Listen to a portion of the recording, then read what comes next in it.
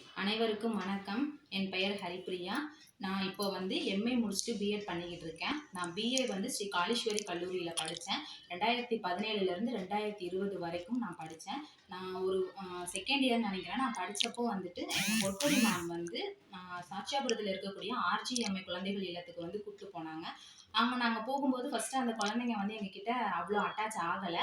தனியாக தான் இருந்தாங்க. என்கிட்ட பேச மாட்டேன்ட்டாங்க. அப்புறம் நாங்கள் போக போக அந்த குழந்தைங்க கிட்ட ஜாலியாக விளையாட அந்த குழந்தைங்களும் எங்ககிட்ட ஜாலியாக விளையாண்டாங்க, பேசினாங்க.